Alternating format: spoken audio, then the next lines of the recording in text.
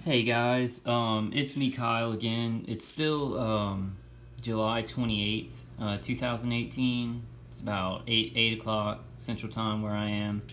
I just wanted to play this really important clip. This is James Giordano talking about electrical pulses and neuroweapons devices.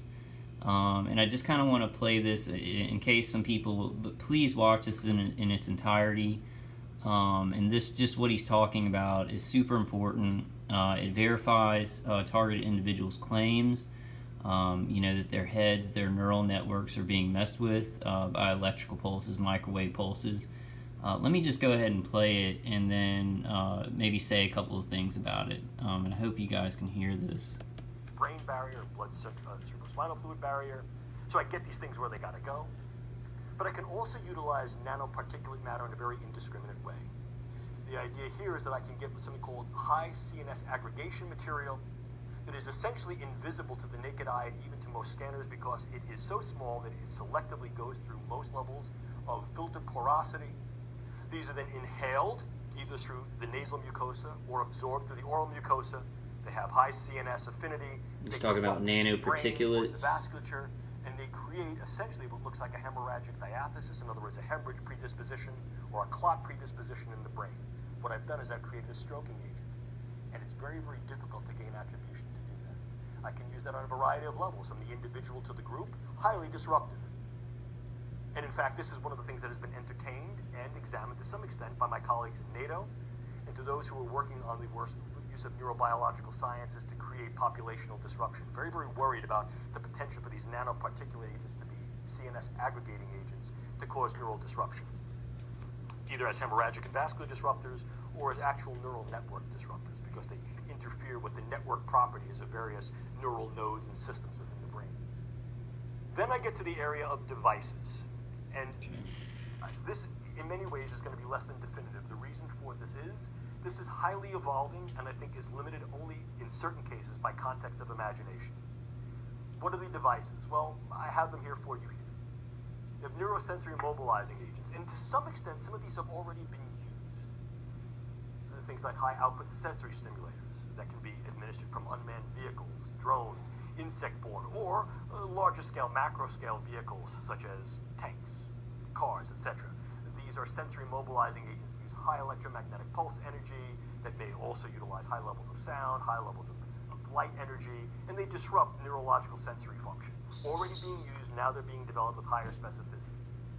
The idea of intracranial pulse stimulators take this one step further. Now the idea is to utilize direct electromagnetic pulses to be able to disrupt neural network aggregation.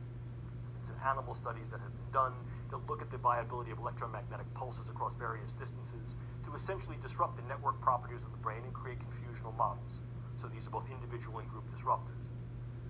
You also have the idea of the altered reality tactics that is primarily used in irregular warfare.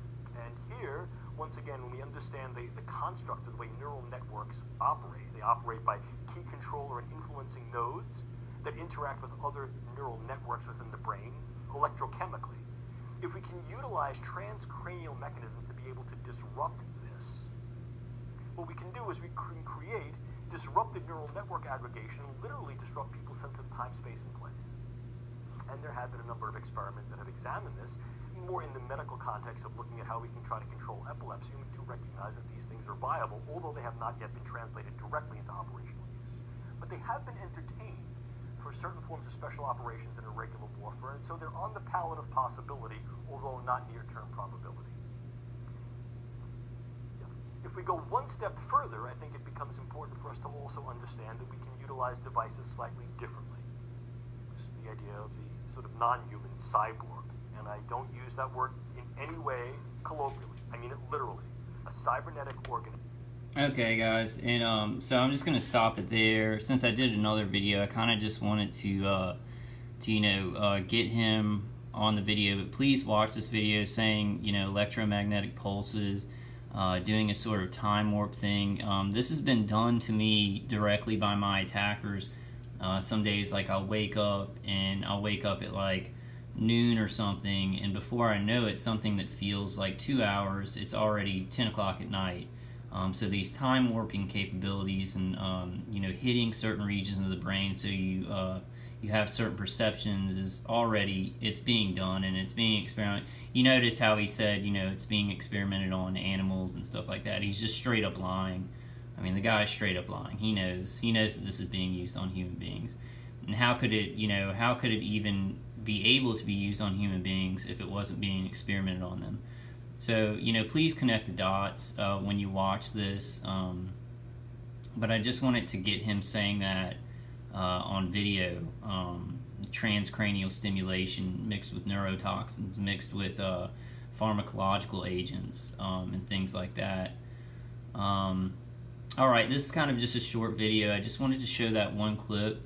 But please watch this. It's so important. This guy is completely involved. He's,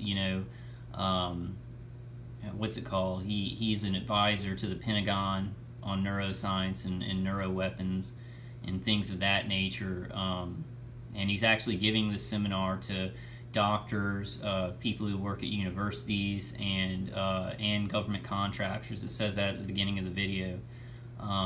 This video should be, and there's so much other just concrete information that this is happening. Please, non-TIs, please connect the dots from what targeted individuals are speaking about and the effects of these weapons to this information that's right in front of our faces. Please do something about it. Please, contact your local news, or contact the FBI, or contact local law enforcement if you're a non-TI and ask about these things, or contact your senator or representative. We've got to stop this. We've got to get it stopped. I think that some people are kind of working towards that, getting the non-consensual human experimentation stopped.